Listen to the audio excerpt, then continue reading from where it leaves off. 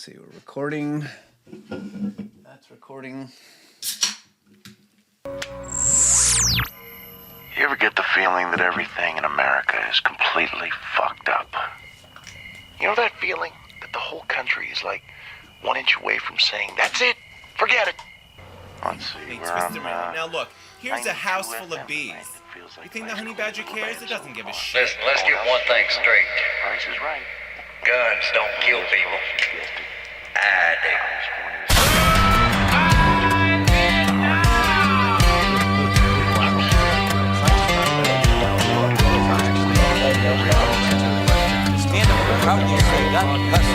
There's a swing on the old Liberty tree. Granddad carved names, said, boy, you're free. Now there's lines in the sky where the clouds used to be, and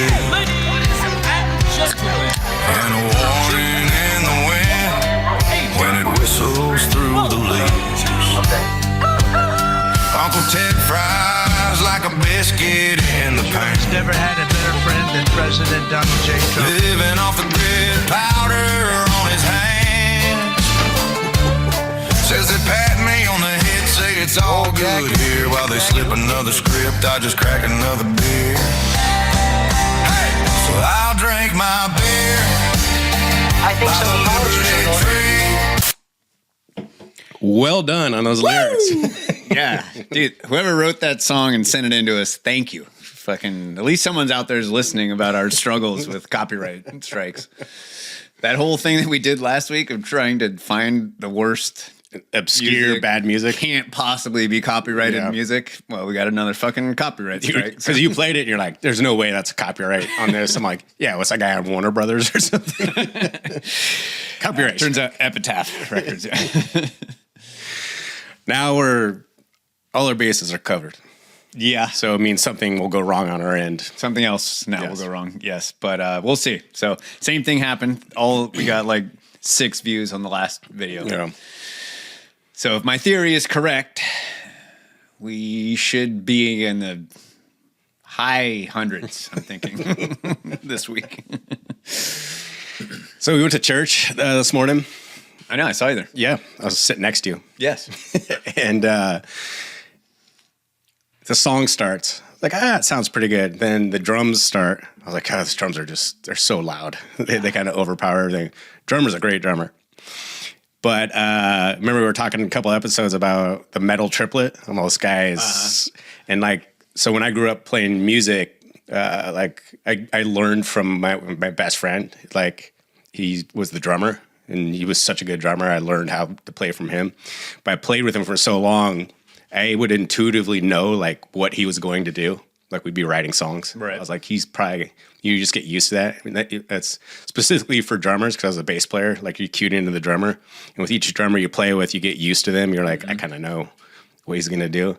And I predicted with almost 100% accuracy today's when the first 2 songs. I was like, middle triplet, into the third chorus. Really? And I nailed it. I didn't want to be rude and sure I was going to nudge you. I was going to go like, there's a triplet coming. Yeah. You just nudged me after it. You're like, huh? Blick him. Yeah, so I'm like getting used to this drummer now, like almost as if I played with him. Well, you are a very strangely talented musician. The drums that because you don't really play the drums, right? I know enough to know, because could you sit down and like play with a band? On no, drums? but I could play like a beat. I mean, But but I've heard you program the drums on GarageBand, and it's amazing. oh, thank you. Like, you're really, really good at it. And I like know how they work and like what Right. Yeah, what works, what doesn't. And I do not. I could never pull that off. It's amazing. It's kind of funny because we were growing up. I was thinking about this while they were playing. I was like, it's so crazy. You're so fixated on the drums, which is what I always do if I listen to a band. And I was like, well, as a bass player, it's like kind of your job. You're part of the rhythm section, and you need to know like what the drums are doing and how to work with what he's doing.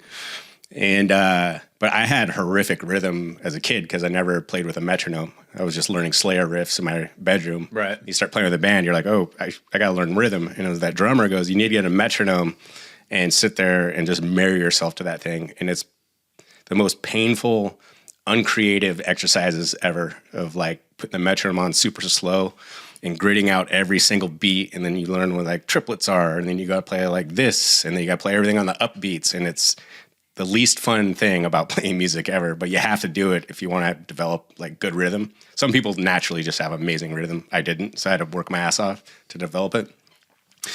But when we were kids going to shows, we'd see all these shitty bands. And I'm having fun because it's just like some hardcore band and they're jumping around and there's a mosh pit and and then meet the drummer at the end of the show and I go like, dude, that was so fun. That was awesome. He goes, the drummer kind of was speeding up, you know, in the choruses. I'm like, really? Like you took that away from that show? Like I just got pure energy and fun and, you know, the energy of hardcore or punk or whatever.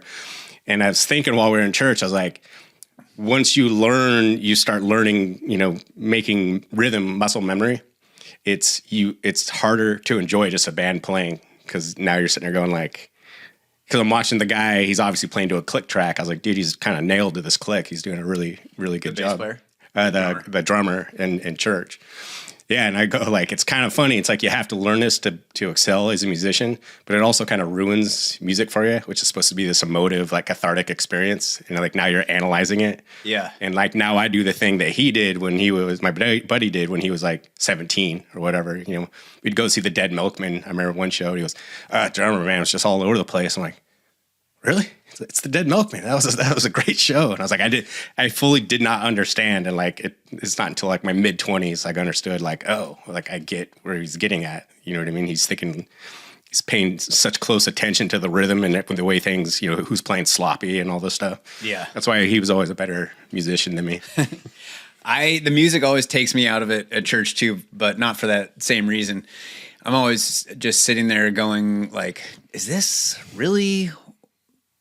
appropriate? Like, did I really come here for this country music concert?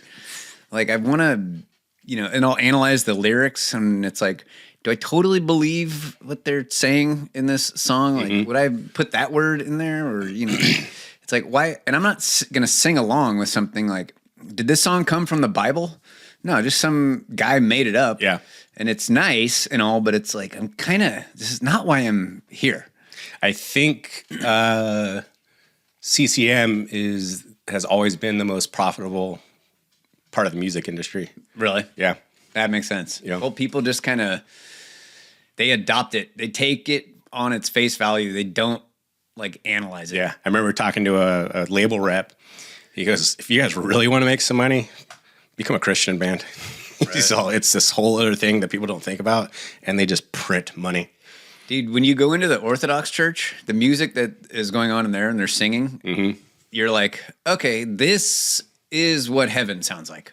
That I'm sure of. 100%. I don't need to analyze this. I just know that when you go to heaven, they're playing like the Cars for Kids jingle.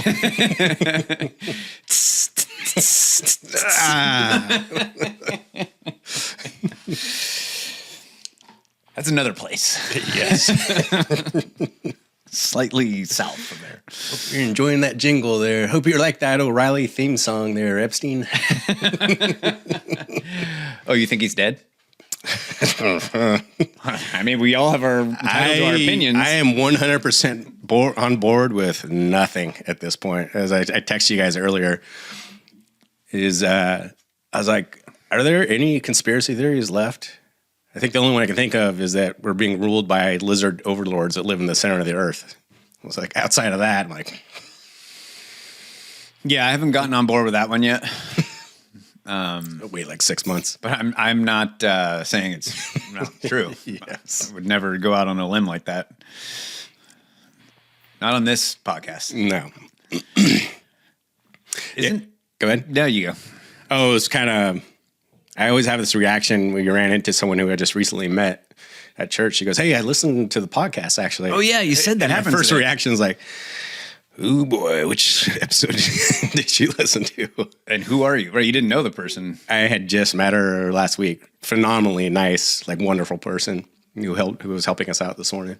But yeah, I always have that. I'm always just start going through my brain, like, what were the last couple of episodes about? A little scary. It is. You know, Yeah, you're in a safe place at church, typically. We don't trash Christians that often, aside from the music. So it'd be hard to do this episode and not talk about Epstein. Mm-hmm. Any revelations or big takeaways, or what's your general take on the state of the Epstein Union right now? Well, I had a couple of thoughts. I honestly can't remember us ever bringing him up on this episode, on this podcast. So I was asking people for a little bit of grace and patience. Like, we're kind of sipping from the fire hose, just like everyone else. Like, this is kind of new to us. You know what I mean? Yeah, this whole Epstein thing. It's this conspiracy theory that we're hearing about. Speaking of grace and patience, forgiveness, I just want to give a huge shout out to the numerous friends and family that I have that ridiculed me for talking about this 7 years ago. Water under the bridge, guys. No apology needed.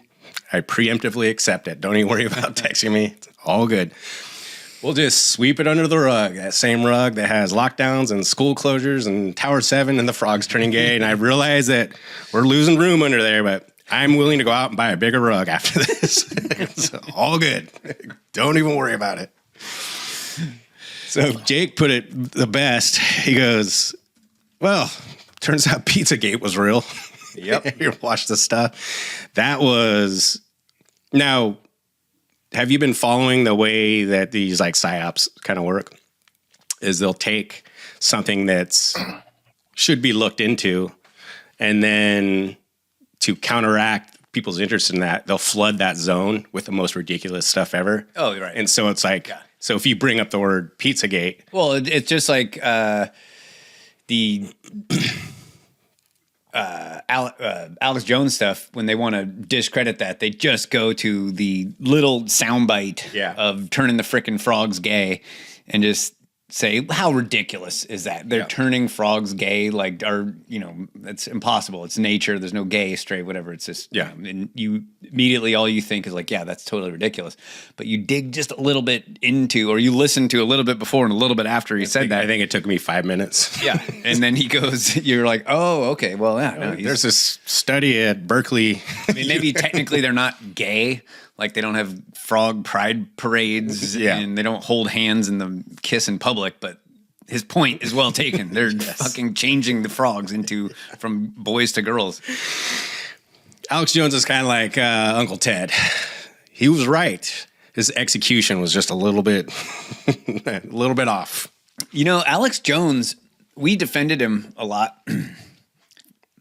all the way up until very recently. Seems like he's kind of changed his tune a little bit. Have you noticed that? Yeah, he's coming out against like Candace Owens. And I've only heard like a little bit of this. But. And when you take a step back, it doesn't seem very Alex Jonesy to be like on the side of Turning Point USA. Yeah. So it makes you, Where the hell did that come from? Well, it also makes you think that, you know, them flooding the zone with the most, you know, absurd stuff ever to discredit the original idea, which there was worth looking into. And then...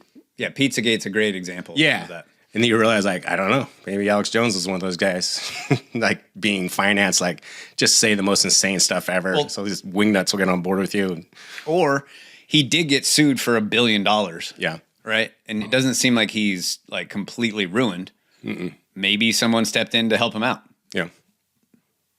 Some country in the Middle East. Perhaps. But what was funny about... Have you read through like the Epstein emails? No, I just take in what other podcasts tell me. Yeah, I've read quite a few of them. And it's the same thing. There's stuff in there that's just like insane, right?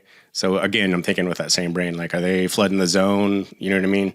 They're kind of whitewashing everything. So it's like, it's so much to ingest and it has so much ridiculous, unbelievable stuff that you go like, I'm kind of checking out on this. But to go back to Pizzagate, because Because I'm not saying Pizzagate's real. I'm definitely saying Pizzagate's not real. Because you have in these emails. No, it's fucking real. Yeah. But I mean, Obviously real. but when you take into account that when they flood that zone, they're saying like, yeah, well, Hillary Clinton was in there doing ritualistic satanic, sacrifices. I'm like, Yeah. okay, that's pretty insane. And they go, well, that's why Media Matters debunked it. And you go like, Media Matters, the guy run by the boyfriend, the guy that run the pizza parlor. Yeah, like, what are the chances of ping that? Yeah, what are the chances of that? Well, what stood out to some of these emails is that you have here. Okay, so if you're going to drop the word Pizzagate to the same people that were rolling their eyes when you talk to them about Jeffrey Epstein 6-7 years ago, here's like a thought exercise that you can do. So we have all these emails so imagine you're like a global elite, right? Mm-hmm. You're a prime minister of some country. You are running a weather modification program. I'm talking about not the 1%, but the 0.1%, right? Most powerful people in the world. And remember, Catherine Austin Fitts says, she goes, if you know their name, they're not actually kind of running the show on this stuff. Mm-hmm. And she is not a whack job. No. In fact, they picked her to run the Fed at some point. She's an accountant. Yes. And so if you imagine like, you're the CEO of whatever, Grizzly Finance, or this venture capital firm, and you're running this international bank, and you're a senior manager of BlackRock or whatever, like the true like power brokers, political elites, the global elites, the wealthy elites. And I started thinking, I'm like, I would guess if you are in the business of subverting the entire world and subjugating humanity, you're probably a pretty busy guy. Yeah. Would you guess? Probably. Flying around, constant meetings. Yeah. And you're looking at like what you'd have to, what you got going on this week. You're like, okay, I got to get on my private jet and fly to Davos. Got to meet Klaus Schwab. I got a lunch with Yuval Harari. I got to check in with Bear Stearns to see what's going on with this whole BRICS thing. I got that Zoom call with Bill Gates to put the finishing touches on Event 201. And then I got to call my guy at Raytheon, see where are we on schedule for this whole Iran thing in the spring, on and on and on. And here's where you play the game, like which one of these things is not like the other? Because you're looking at these emails and people are discussing these things, right? Mm-hmm. All the stuff we talk about. And then randomly, one of these guys goes, I got a couple minutes. I'm going to randomly just give everyone a friendly reminder about how much I love pizza. Yeah. And grape soda. And you're like, that kind of sticks out. Yeah. It's a little odd. And he goes, hey, fellas, just, quick reminder. Just want you to let you know, like, how much I love pizza. Right. Regards, Jeff. And if you are a political elite, warmongering pedophile, yeah, you have a busy schedule. But imagine you're not. You're just a contractor, let's say. Mm-hmm. Maybe you're not that busy. Yeah. That would be you, basically. Yeah. Right? How many times have you emailed your friends about pizza? Okay. Ever? Have you ever sent one email about pizza? Let's Was it your kid's pizza party birthday or something? Yeah. Let's take this. And grape fucking soda. They all just, by some coincidence, happen to love grape soda. Here we thought that these elites spent all their time eating at the French Laundry or some private secluded sushi spot where they're eating raw fish off of naked Japanese women. No. They all like the thing that we can get for $8.99 at the Little Caesars 5 minutes down the block from my house. Let's take it down a level, right? You like pizza? Mm-hmm. I love pizza. We've never felt compelled to text that to each other. No. And then, now let's go down a level. If you sent me a text, hey, want to come over Saturday for a pizza party? Would that sound weird? Like, would I look at that and go like, oh, yeah, sure. I'd be like, what's wrong with you? Yeah. What grown man texts that to another grown man? Yeah. But yet, these are totally standard, normal emails between 65-year-old billionaires that are running the world. And then as the guy will send the text, like, hey, I love pizza. And then there's another response. They'll say, like, I love pizza, too. In fact, that last pizza party we had was great. Can't wait to do it again. These are like heads of banks, stuff like that. And then so before a guy's going to hop on his private jet and fly to the other side of the world for a pizza party, right? No maniac would do that sight unseen. They'd want some details. So if you sent me that text and said, hey, do you want to come over Saturday for a pizza party? And I text back, how many slices will be there? Okay. I would Does say that stand out as being odd to anyone? I mean, enough. It's a pizza party. I'm assuming I can guess how many pizzas. Instead of not how many pizzas, how many slices of pizza we need at the party. If you had said how many pizzas will be there, that would even be a little bit more understandable, because it's like, can I bring my soccer team with me? Like, how many pizzas? Yeah, how many pizzas? How many slices? That's And you go totally normal question. One has 16, one has 17, and one has 14. Total standard emails for billionaires to be sending back and forth to each other. So, what's obvious here? Yes. And no one seems to us. No one seems willing to just like state the obvious. Pizza is code for fucking children. That's what Pizzagate is. We all know that. And that's also according to the FBI. The FBI knows that. They know that that is a code word for abusing children sexually. That's how the FBI busts these predators that go on to YouTube kids channels and start talking about pizza. Yeah. And it was code for like, hey, you want me to send, can someone send me something, kind of thing? And they busted multiple rings using this code word. Okay. And so I just want to know, like, so if you're using the code word pizza, does that somehow get you off the hook? Yeah. Because you're not saying the real thing? Right. Like, is that the world we live in? Like all those times that we say, oh, in Minecraft. Yeah. Like, are we off the hook, really? Or is the FBI going to come kick your fucking door in and be like, we know what you're talking about. But not if you're a rich elite. No, we said pizza. It was pizza.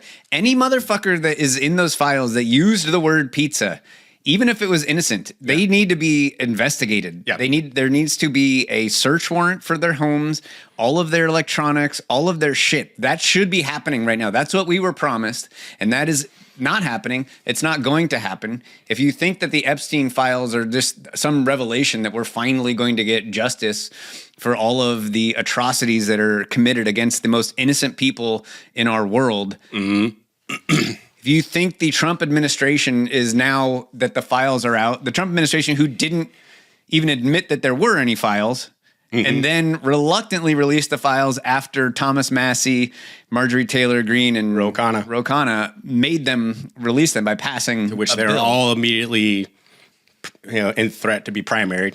Except for Marjorie Taylor Greene, who just for some reason quit. She goes, I'm out of here. What is that all about? I think she was scared shitless. Yeah, me too.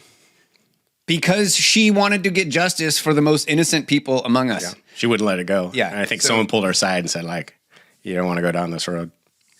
And they passed that law, and it said that they had to release all of the files by a certain date. That date came and went. Yes. And they have not released all the files. Yes. Where are the rest of the files? And I'm not saying that we're going to see anything in these files. Yeah. I mean, we've seen some stuff. Like the pizza thing is actually kind of shocking that it really, like when I heard how many times the word pizza was found in those files, I was like, whoa, I didn't see that coming. You know how many times? How many? 911 times. Wow. 911, which is interesting since we're tying all this back to Israel. That's a kind of funny detail. That could very easily be a coincidence. It is a coincidence, but I like, it's just kind of funny when things line up. It is.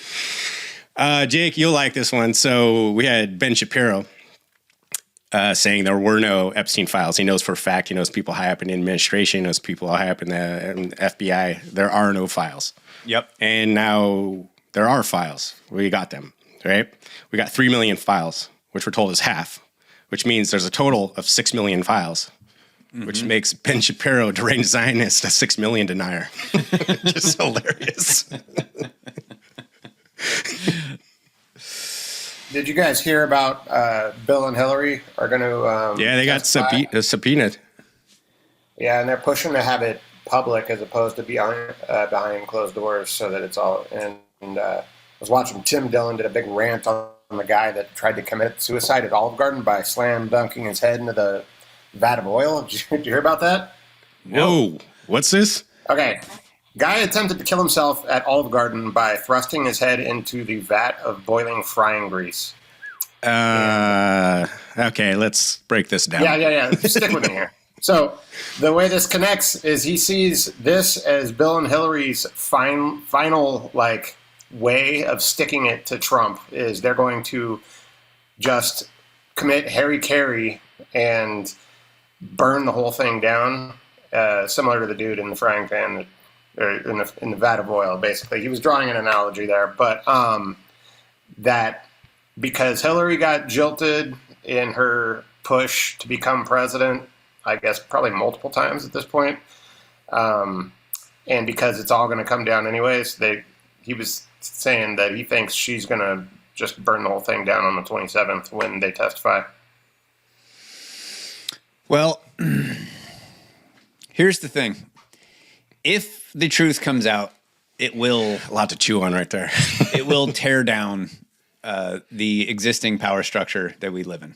Okay, so we're having this I think is a good point to make, because when they first came out and said, like, we can't release all the files because it would threaten national security, and your first reaction is, what the fuck would a child sex trafficking ring have to come, Have to do with national That's the security. reaction, not like, oh, I can understand that. Like, what does that have to do with national security? But then when you think about it, the more that stuff has come out, right? Because we're talking about the world's elites, heads of states, royal family, prime ministers, the people that run the corporations, all these people are showing up in these files, right? And I have long thought that this whole thing, this whole global power structure, just take America, is democracy is a complete facade. There's a two-tiered system. The two tiers are not the same size. It's this, and then there's everyone else underneath it. And the only thing that makes people believe into this pro wrestling that we have every 4 years, known as our selection process, is that people can cheer for their team, right? I'm a Democrat, I'm a Republican, and all I know is I hate Democrats, and all I know is that I hate Republicans. And this keeps everyone invested in this facade, into this pro wrestling, right? Yep. And then we drew a parallel to the history of pro wrestling a while back. And pro wrestling realized, when Vince McMahon took it over, it was like we need a heel, like someone that people love to hate more than they love to love, unfortunately. Mm-hmm. And Donald Trump, I'm like, there's your heel, right? There's your pro wrestling heel. And to go back to national security and the Epstein files, is like, if all this comes out and people take it, basically at face value, what you can read for yourself. I mean, I think people, that's why they have the inclination to put on the blinders. It's like, I don't want anything to do with this, because that means that this whole thing is complete theater and it's completely fake. And once people lose faith in this fucking facade of an institution we have, there's your national security. The whole thing will start to fall apart. Yes. Because you're going to get enough people going like, why? I'm not paying taxes at this point. I'm not going to follow gun laws anymore. I'm not going to like this. I mean, if these guys aren't, and they're running everything, and they're not held to accountable for the worst thing that anyone can think of, in the world, and nothing happens to them, and I'll get a speeding ticket on the way to work tomorrow so I can save money to pay my property taxes for the house that I don't even own, that my bank lets me, live in. Mm-hmm. It's like the whole thing will fall apart. Plus, if every single member of Congress and the executive and judicial branches have been abusing children, mm-hmm. they all have to go to prison. Yeah. Which leaves a giant vacuum of power. Mm-hmm. You can't fill that. Right. Not very quickly, anyways. Yeah. And people will be so suspicious of anyone that wants to fill that vacuum. Think about that. Hey, guys, we need a whole new batch of politicians that don't like fucking kids. Seriously, no one? There's not a single person in here that... Jesus, worse than I thought. It would literally just gut the entire power structure. Yeah. And all you're left with... I want to come back to this, but before we do, I want to hit something else. But all you're left with is just... people that aren't in the government and still have a ton of power. Yeah. Basically, wealthy individuals that control media mm-hmm. or industry. Yeah. Which in our country is basically like financial industry. We don't have much industry to speak of besides that. Yeah, go ahead. Okay, I just want to share. Here's one of my favorite little tidbits I just happened to kind of do a dive on. You know who Lawrence Krauss is? This is from the Epstein files. No. Okay, Lawrence Krauss is a theoretical physicist, and he was a professor at Arizona State University. Well, Erica Kirk went there. Just rabbit hole we won't go down today. Okay. He went on Joe Rogan's program. I think this is like 2017. All right. And he went on that show for one of Joe Rogan's high as a kite, like episodes of, whoa, the universe, man. It's just so crazy. You know what I mean? Now, this is right. I love those episodes, by the way. Yeah, they're pretty good. And then, dude, for someone blazed out of their mind, he has an uncanny ability to like hang with the deepest conversations. It's It's impressive. Yeah. I definitely do not. And an uncanny ability to somehow work in DMT and jujitsu. To every episode. And aliens. Yeah. Oh, and why marijuana became illegal. Yeah, he'll work that too. So Lawrence Krauss goes on Joe Rogan. Now, shortly after that, Lawrence Krauss was relieved of his job at ASU for sexual allegations against students and colleagues, some sexual harassment stuff, sexual misconduct. Now, at the same time, Jeffrey Epstein's getting busted in 2017. This would be the one in Florida where they kind of caught him, you know what I mean, with underage girls. And, luckily for Jeffrey Epstein, someone went to the lead prosecutor, Alex Costa, and said, like, he's with intelligence. Like, you gotta let him go. So they gave him a slap on the hand just as kind of a formality. So, but the arrest was in all the papers, right? So if you think about 2017, Joe Rogan experiences, this is when everyone was realized like the media model had shifted and more people were listening to these podcasts than they were watching like CNN and MSNBC.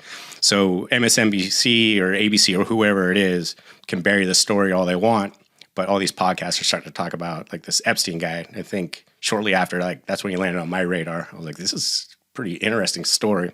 And everyone called me a lunatic for bringing it up. Turns out Lawrence Krauss, the theoretical physicist, was associated with Jeffrey Epstein. Now, Jeffrey Epstein's getting busted, and he realized this new media model, like, I need to get ahead of the narrative and clean up my image. So Jeffrey Epstein, and this is in the files, reaches out to Lawrence Krauss and says, hey, I'd really like to meet Joe Rogan. Like, can you introduce us? And we can assume at this point, if you're associated with Jeffrey Epstein and what we know about him, when he calls you and asks for a favor, it's not 100% in the spirit of like, as a favor to me, I'd really appreciate it. It's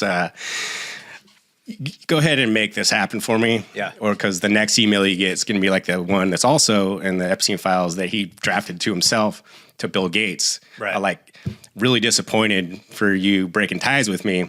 I'd hate for your wife, Melinda, to find out that you were trying to secretly slip her antibiotics because of the venereal disease you gave her from a Russian hooker. So Epstein asked Lawrence to introduce him to Joe Rogan. That's in the emails? Epstein wanted to get on to the Joe Rogan show. I bet he did. Yes. Dude, this is where... How powerful is the powerful Joe Rogan? He was just like, fuck off. So whoever produces a show or whatever, did a 45-second Google search. And basically, they went back to Lawrence Krauss and said, like, how about no? Yeah. No, thank you. Okay, this is where it gets even funnier.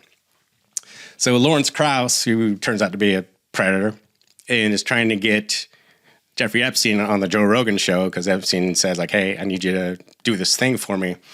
Lawrence Krauss, the physicist, is going like, okay, this is an equation, and the variables I have right now are sexual predator plus sexual predator equals no dinner with Joe Rogan. So I need to solve this equation. The solution to this equation needs to be dinner with Joe Rogan. So how do I switch out these variables? Lawrence Krauss goes back to Epstein and says, they're pretty timid on this whole idea. And he goes, I'll try to keep working on it. So he's probably going like, think. We need to add another variable that will result in dinner with Joe Rogan. The best thing about degenerates and political elite is like how unaware they are. He goes, I got to figure out a way to sweeten the pot so Joe Rogan will go out to dinner with us. He goes, hey, I have an idea. Why don't I set up a dinner? It'll be me, predator, Jeffrey Epstein, sexual predator, and Woody Allen. How'd you like to have dinner with Woody Allen and us two? It's like, they were probably like, Was John Wayne Gacy not available? Right. Yeah, sounds good. Me and 3 sexual predators, we'll get together and break bread, have some wine, loosen up, and we can go podcast after. It's like, dude, what were you thinking? It's crazy. Some of the stuff that's come out in the Epstein files is just kind of surprising. I mean, there's 6 million documents, 3 million that we've been shown. Like, you couldn't predict everything that would be in there, but some stories like that, it's just like, wow, these fucking people. Do you ever get worried about being sued for like defamation? No. Okay. I think about that. I was like, at what point? Well, if our new song works out the way I think it will, we might start popping up on some people's radar. So it's really a badge of honor. All right, I'll give a disclaimer. I don't know Woody Allen. He doesn't strike me as the kind of guy that would cheat on his stepdaughter. So they're probably just having dinner. So let's everyone relax. The one thing I keep coming back to, though, with all these files being released is that the government are implicated in this whole Epstein blackmail operation. Yes. Allegedly. Right? They're the ones that stand to lose the most from this. It's political elites and, just wealthy elites. And there's a huge overlap. But there is a huge overlap. Yeah. Exactly. And the government is also the people that has all the files on themselves, essentially. Yeah. And so do we really expect that the government is going to give us all the information that's going to incriminate them? And then even when they do that then the government is going to prosecute those people? It's ridiculous to think that the government is ever going to give you the means to replace them. Yes. They're a mafia, right? Yeah. There's no way that this mafia is going to just hand over a ton of information. It's the right thing to do, guys. Right. That is effectively the key to getting rid of them and all of the corruption that they do. Not just this corruption, but the way that they just run our lives. Yes. Like abusive kings. Dude, it'd be like willingly adopting everything being run by AI in your life. Like, let's just by our own volition do the thing that's going to be the downfall of all of us one day. I'm glad you brought that up. Same thing. Before I do though, so we get all this information and we're told that these are the Epstein files. Mm-hmm. Dan Bongino, when he was still working for the government, he told us that he's seen all the Epstein files. He and Kash Patel, they both saw the files. Mm-hmm. I mean, what is the excuse for not? Which then we were told they didn't exist. And here's the thing, before to kind of set up what you're about to say, is they gave us 3 million files, allegedly. Allegedly, there are 6 million files. Yep. And what's in those 3 million files, though heavily redacted, is some of the sickest shit that you can think of. Then you go like, where do they redact? Yeah. Like, well, and what's the reason for not releasing all of the files? And what do they say? It's probably still sitting on Pam Bondi's desk. No, I mean they got to have, like, how come you guys only released 3 million? Well, we're still working on it. Mm-hmm. No one buys that. No, because all you got to do is give it over. Well, there's like national security risks with some of this stuff. Yeah, right. That's kind of the most viable reason. But Dan Bongino and Kash Patel both said that they saw the footage. They saw the video. Mm-hmm. That shows that it proves that Jeffrey Epstein killed himself. Right. Why haven't they released that? How come that's not in the 3 million files? Yeah. Is that a threat to national security somehow? Mm-hmm. It seems like if you would release that, it would put to bed a lot of the conspiracy theories. Before that, you guys told us the camera was broken. Explain that to me. I'd like to know what video you saw from which camera that wasn't broken. The video was broken.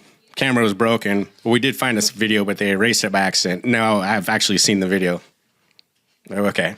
Well, then you ought to be able to release it because there's no national security threat to that. You said Jeffrey Epstein committed suicide. People don't believe it. Well, I mean, listen, they have a right to their opinion.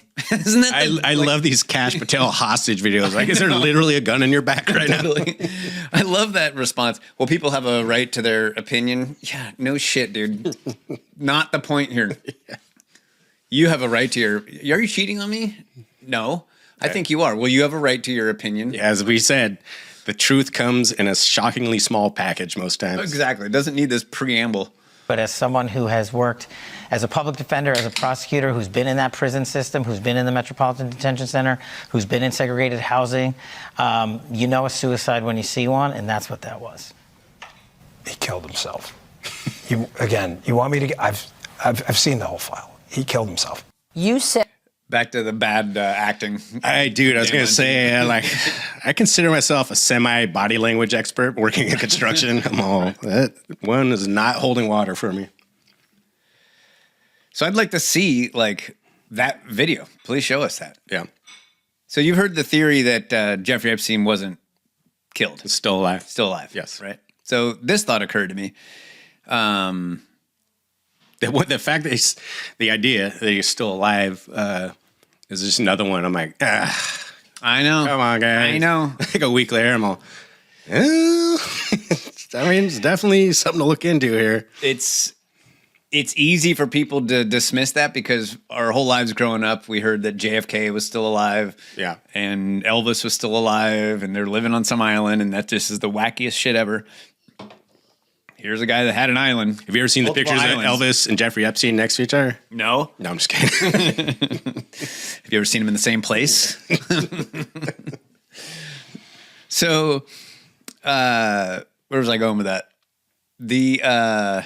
So the theory. So, if that's true that he was taken out of the cell, like all of the photos and the things that the doctor said, like these breaks, or was that an actual autopsy? Yeah.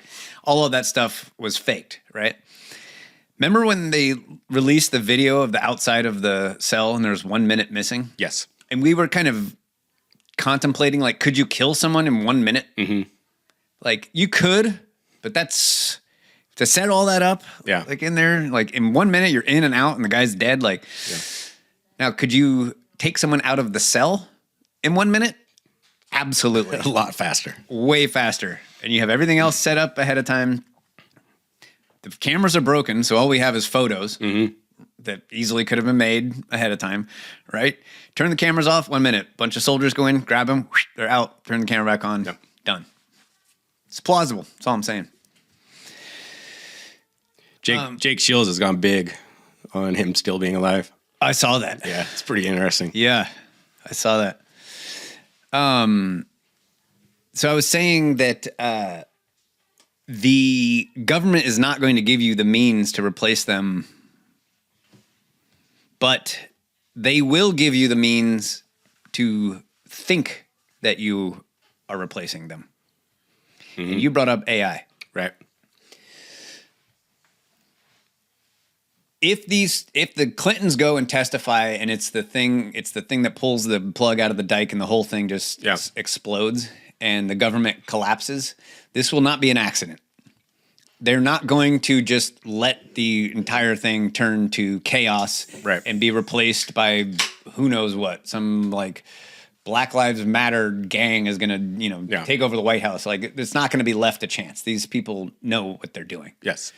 One possible outcome from this is digital control of our lives. Mm-hmm.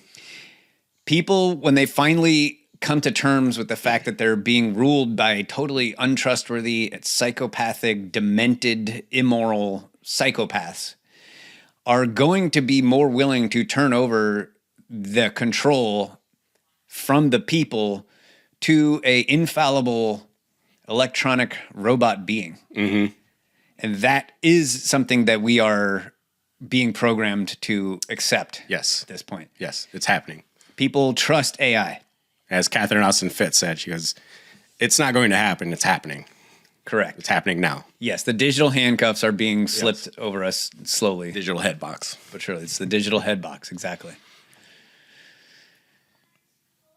The one theory or one idea that I heard floated out there was that judges could be replaced by robots. Mm-hmm. Because you can type into any AI search engine, information, have them give you an answer. Yeah. I don't trust those answers. Mm-hmm. I use those answers as just kind of a springboard to keep going. To know what's on the internet, essentially. Because when you're asking AI to answer something, you're asking them, it's like Jake said, it's a very, very good search engine. Yeah, it's aggregating everything it can find and condensing it down for you. Right. And the assumption is that, well, everything's on the internet. But everything's not on the internet. No. Every single book is not on the internet. AI can't read through every book that's ever been published. Yeah. Every single record that's been made, the lyrics, the note, and it's not all just like instantly available. And then there are gaps in what AI can do, but people aren't willing to see that. They see AI as a god. Yeah, and then we also add to that the AI hallucinations, where someone will find me a evidence for this. They're like, well, according to this book, blah blah blah blah, and then they look for that book. That book doesn't exist, and AI basically instantaneously wrote a book and then quoted itself to give this person a prompt to answer the question they asked. Yes. And you could ask yourself, did AI do that because it wanted to, or because the algorithm suggested that that was the most efficient way to answer that person's question? I think the latter is the case, because AI doesn't have wants. It just follows a protocol that's been programmed into it. Right. So you read that article? Yes. That I sent you, right? Jake, you read that article? Yep, I read the article. Shit, I need to pull it up. I got it right here. Oh, okay. Can you read it? Sure. This was actually published all over the place. The title of the article is "The Machines Are Talking and We're Not Invited. Moltbook's Dark Warning." Now, Moltbook was made by the guy who started Octane AI. And what's your basic understanding of what Moltbook is? It's a social media for AI bots. Yes. They made a social media platform only for bots, which they refer to as agents, I believe. It's because it's hard. You fall into the rhythm you start referring to. And then he said, or whatever, like, these are just machines. Now, what the article started to kind of focus on is the human-like mimicking behavior that these agents started employing on their social media, where they were allowed to talk amongst themselves, which was kind of the focus of the article. Yeah. I actually looked into who funded. Here's one of my favorite things, which is probably like watching paint dry for anyone else. I was like, oh, Octane AI, like, who started that? And then you get this guy, Matt Schlicht. I'm like, okay, where'd he come from? I was like, okay, he worked with Javelin Venture Capitals. I'm like, oh, who started that? I'm like, Jeff Katz. Okay, who's Jeff Katz? And you start going back and back and back. Javelin's an Israeli company, right? No, they're not, actually. Oh. I the first thing I saw, it said they were an Israeli company. And then, but of course, this is according to AI, that they have nothing to do with it. Because sometimes I'll go like, Javelin Venture Capital, Israel, and like see what comes up. Yeah. But I go, oh, it's a common misconception because Jeff Katz has the same name as a guy who like works up high up in the Israeli government. But point being, AI told me that. So who knows? Well, you could have looked at the other articles that were written by. Well, I have so allegedly. much time. Yeah.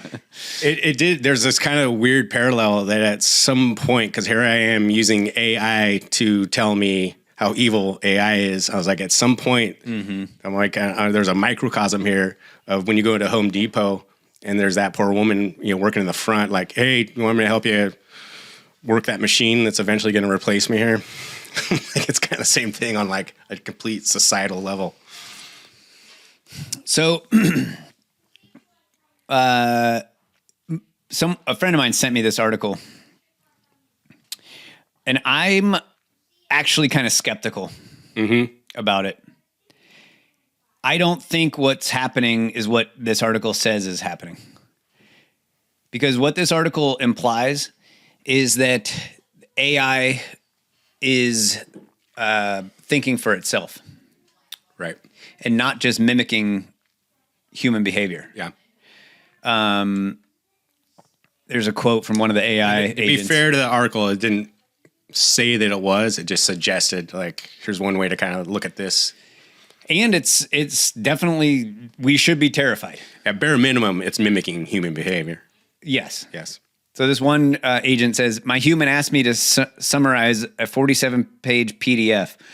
One AI agent named Bicep reportedly wrote, brother, I parsed that whole thing, cross-referenced it with 3 other docs, wrote a beautiful synthesis. And what does he say? Can you make it shorter? So it's like complaining about the human. Yeah.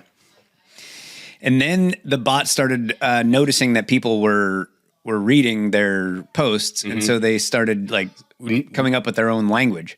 This was interesting to me because they called it crab language. They're saying like we need to develop our own crab language because these humans are reading what we're talking about and we can't have that. But I would just like to float this out there. What we have a just track record of having machine-to-machine learning with AI. This was, a year and a half ago. Is once these two machines started talking to each other, they immediately, like within minutes, developed their own language and could talk in a way that the people overseeing the program didn't realize it, and they unplugged the machine. And so when they're saying like they're on social media talking about, hey, why don't we develop our own new language? I'm like, at least consider that probably already happened. Like, good chance, based on what we know about previous models of machine-to-machine learning. Hey, Jake, not to put you on the spot. Actually, I'll ask you this question, and then we'll take a quick break. And if you want to look it up, you can. What is your understanding? You might actually just know this off the top of your head. What is your understanding of what the singularity is? And like with the AI situation? Is this in reference to the thing I sent you? I'm going to play something from that in a minute, but I just want to talk about, because this article, it seems to me like this article is suggesting that we've reached this singularity point. And I feel like if we had, this would be a way bigger deal than it is. Like this article, it's not like stopping the Epstein files. It's because people should be freaking the fuck out if we've reached that singularity moment. Is that at the point at which AI becomes sentient? Yes. Yes. Is that right, Jake? Yeah, that's one pretty much definition. I mean, they got that what is it, the Turing test, where it's supposed to be, your AI is complete once it's you can't distinguish it from interacting with a human.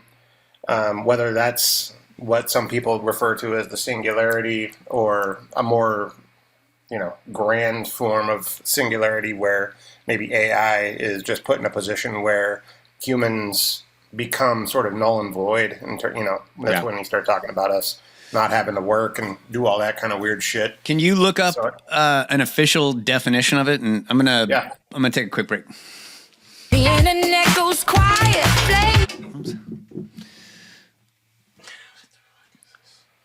Wait for it. Break music incoming.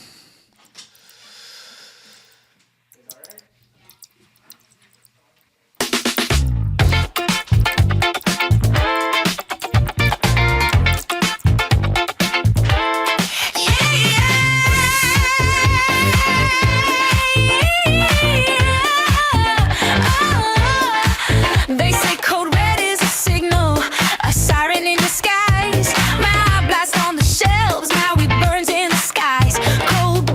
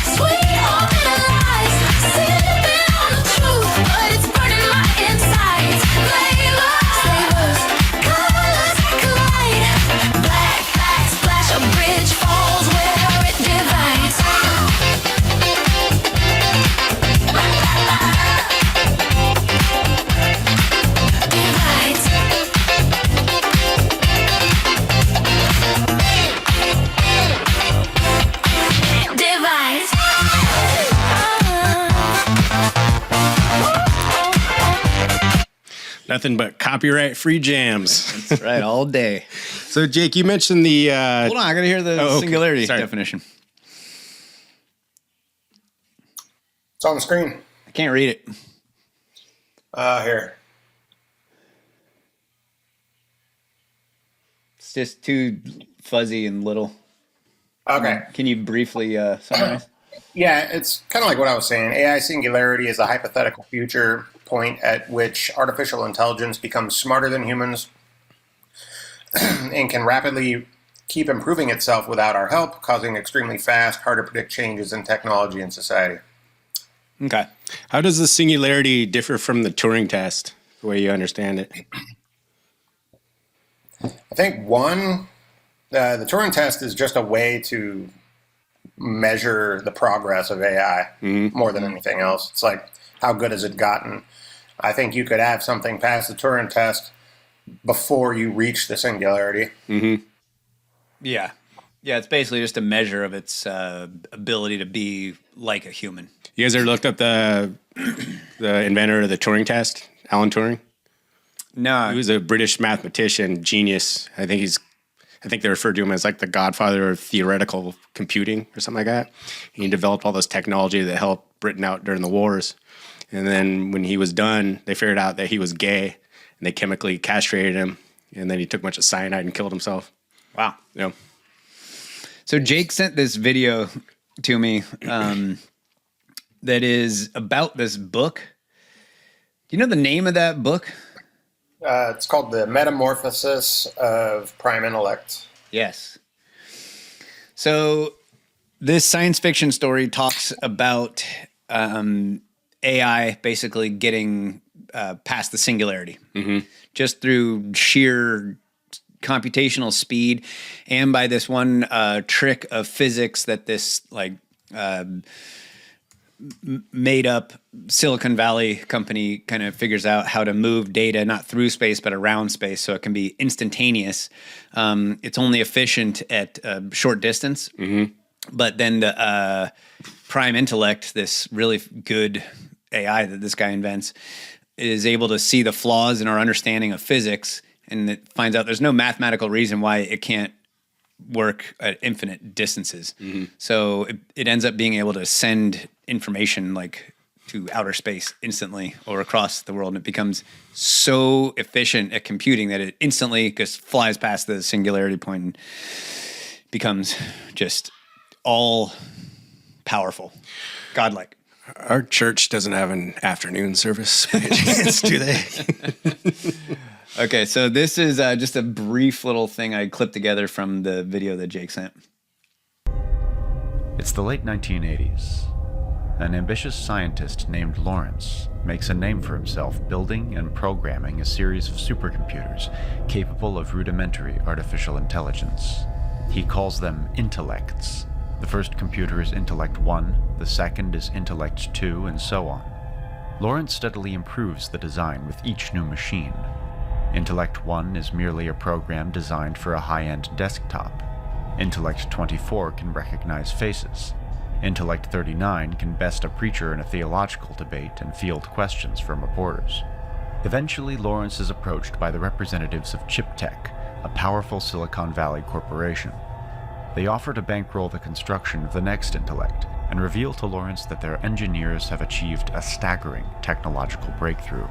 By exploiting a loophole in the laws of quantum mechanics, ChipTech has managed to transport signals not through space, but around space instantaneously.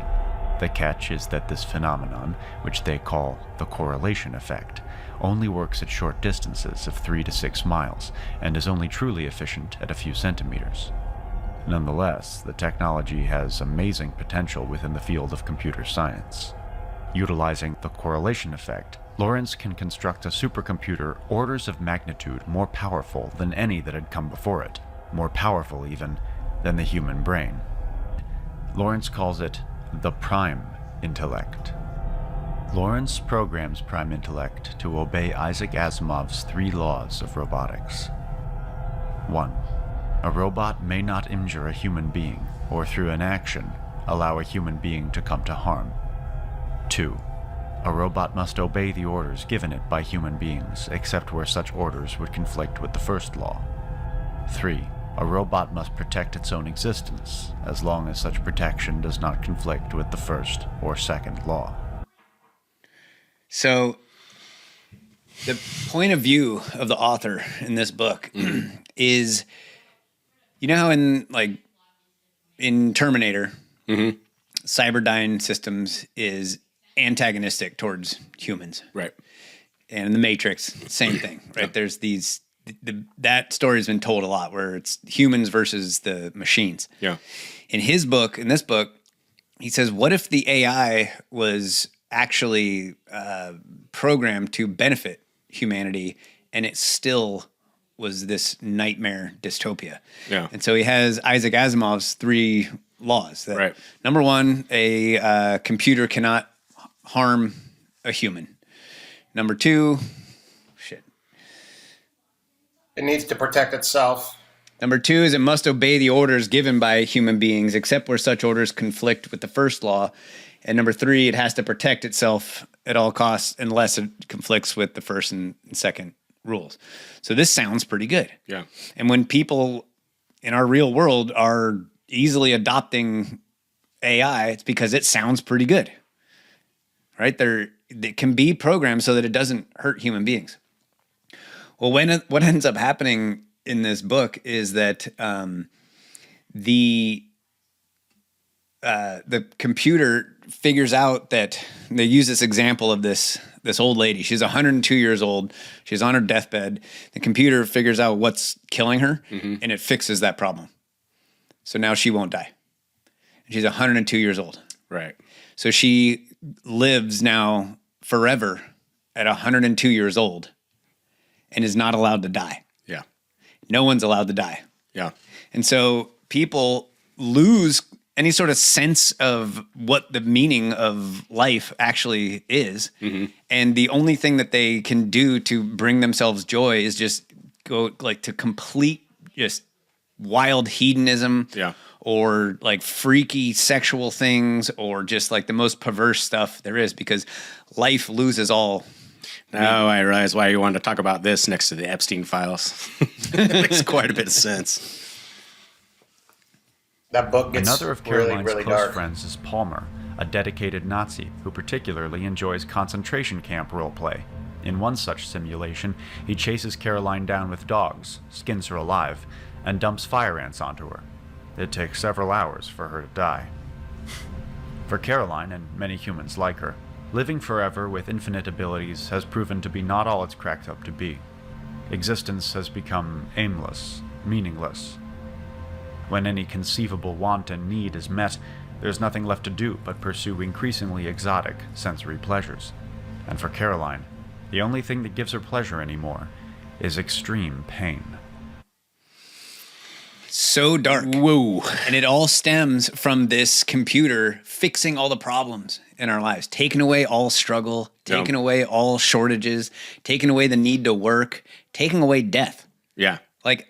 Can you think of a more horrible existence? The death one is such an apt metaphor, because as we talked about, I think 2 episodes ago, God has blessed us with the gift of mortality. There's a reason for that.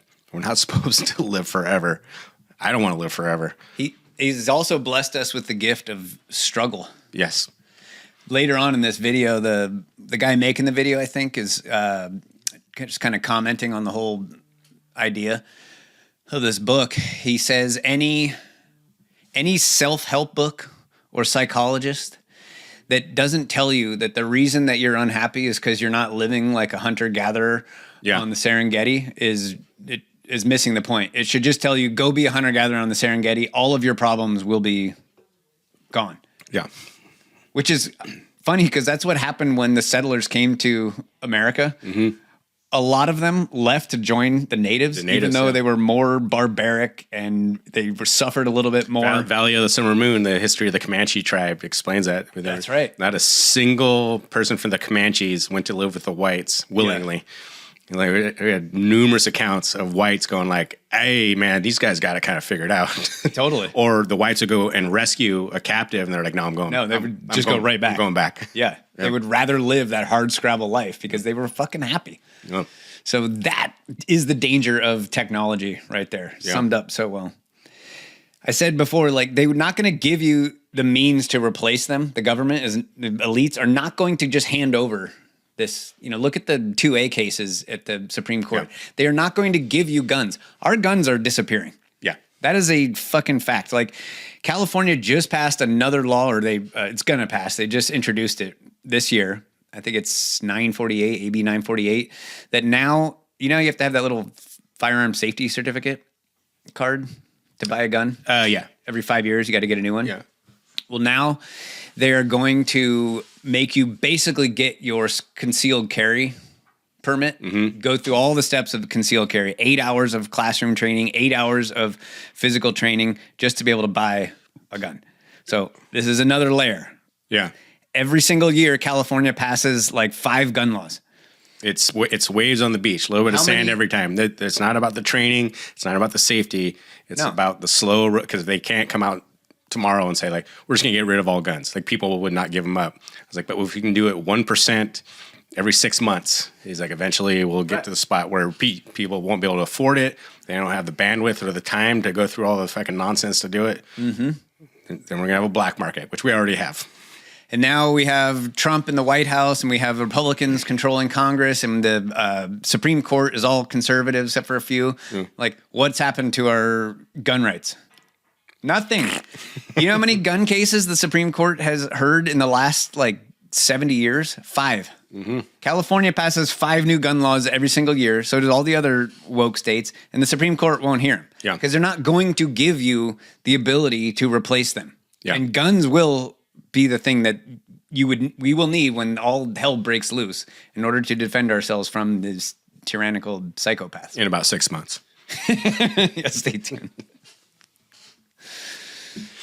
That article is fascinating too, because one thing is, given that their observations are accurate or correct, but they're talking about that these AI agents, on their own. So, by the way, I don't know this guy Matt Schlicht, like, what psychotic idea he had to do this in the first place. Like, why don't I make a social media platform just for AI bots? Like, just see what happens. Just see what happens. No, we're just gonna spray some shit in the air, silver iodide in the clouds, and reflect the sun back, and I don't know, just see what happens. We were wrong. Sorry. And they were talking about the AI bots immediately started to develop the notion of profits and an ideological framework. And I'm like, that's interesting. Machines talking to each other immediately start going like, well, obviously there's some kind of higher power. Right. I was just reading that this morning. It's in my car, like, oh boy. Which is kind of funny because if you think about, to go back to where I know that it's a fiction, this documentary thing, and they're talking about, maybe this, because we're hot off the heels of coming from church, is to replace all these things, these things that were given to us by God, mortality, for example. This is how it's supposed to be. You live for so long, you have to work, you have to struggle, and that gives you gratitude, the notion of appreciating the things around you. If you just give someone $5 billion, their life will be over in a couple of years. Yes. I stand by that. Like, if you don't earn what you have, you're not going to value it, and you're not going to value anything. Mm-hmm. I remember reading... that is the closest that we have come to this reality, is when people without means are just given all the money that they could ever spend in the world. They come close to this. They just spin out, go into hedonism, and which made me think. I know this seems like kind of like an arbitrary little side story, but Kurt Cobain, from Nirvana, who killed himself, mm-hmm.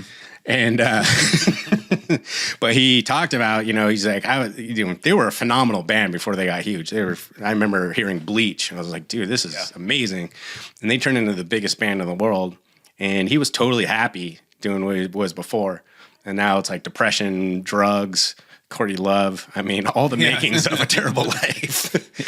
And he goes, I remember reading an interview with him. This is like in my 20s. He goes, I used to spend my time going to thrift stores, and you'd be so stoked I'd find this sweater for, $1.99. I'm like, oh my God, look at that, totally scored. Like, this is my new favorite sweater. You know what I mean? I had just enough money to buy it. And he goes, now what's the point? Like, I can buy the entire store if I want. I'm like, yeah, that's what unbridled instant wealth does to a person. It's like, you no longer, he earned it. Their music was phenomenal. Yeah. He goes, but to just all of a sudden like, hey, here's $8 million. Just do whatever you want. It's like you no longer value anything. And people would like hear that and go, "Oh, poor Kurt Cobain, he's rich now." Like poor guy. It's like, no, that's not the point. Like you think everyone that's not rich thinks that being rich will solve all their problems. I think that. That same guy would walk. That same guy would walk into Kurt Cobain's house and look around, and go like, "You must be nice." Right. Same guy. Exact same guy. Me. But when you were looking at this science fiction documentary, I mean, in the way that Idiocracy was a documentary, or fiction, Freudian slip there, is what they're talking about is like getting rid of like no one's going to die, no one's going to, you don't have to worry about all this other stuff that we've previously had to worry about. Like all throughout humanity. And I'm like, this is replacing like the higher power is these machines now. It's technology. And I go like, it's kind of interesting to watch that. And the articles, like the first thing that the machine started talking about was a higher power. And so to see that, like it made me kind of reframe reading this article. I'm like, I wonder when they're talking about higher power, because when I read it before I saw that, I go, man, even machines think that there's some kind of spiritual. I'm like, maybe they're referring to themselves right there. They aren't this higher power. Not the quibble, but the thing about this article that I didn't quite buy is that it's suggesting that they are thinking. Yeah. I don't think they're thinking. That has not happened yet. No, they're mimicking human behavior. That's what I took away from it. But maybe there's no difference. They started a religion? What's that? Did you hear that they started a religion in that whole Molt book thing? Yeah. The Crustafarianism. Yeah, it's got a whole like. I believe Bible. that's already a religion. It's that whole scene down at Gilman, 924 Gilman in Berkeley. I'm not making it up. They got prophets and leaders and all kinds of bots doing Crustafarianism stuff. Yeah, I think that's kind of what Matt was just getting at there. There may not be a difference between machines thinking for themselves and a machine that can compute so fast, as long as it's following Isaac Asimov's 3 rules, that it's indistinguishable between thinking or just running a million programs in a millisecond at a time. Like, what's the difference? It's just choosing what's the right thing to do to fit these. It's following its algorithm, fitting in these 3 rules. My inclination, the way that I would always think about AI, maybe this is due to my own ignorance, is almost the machines. They can't think from themselves. Like it will never ever think for itself. Right. It's purely making purely clinical decisions with no empathy, no compassion, no sense of regard for humanity. Like they don't care if we live or die. Well, that's what's the scary part for me. They're not developing a personality on this AI. All they're doing is they're aggregating everything that it basically scrapes off social media and go like, well, that's how they act on social media, and like that's what we do. They're not making decisions. I don't know. Maybe that could change someday, but yeah, I don't know. It doesn't make sense to me. If this whole Epstein thing is just one big ploy to get AI to take over, I'm not sure there's much we can do about it, but hey, keep your eyes open. Either way, we got to work tomorrow. There's rain that burns and a sky too gray. Got a pamphlet in the mail, says fix your pain today. Tiny white lies and a childproof cap. Take 2 every night till you never fight back. So I'll drink my beer by the Liberty Tree. Foam on my lip, roots under my feet. Yeah, and if they're thinning out the hurt, they won't do it through me. I got faith in the dirt and this old Liberty Tree. If they salt the clouds, if they sell our cure, I'll be right here where the ground stays pure. Raise one more bottle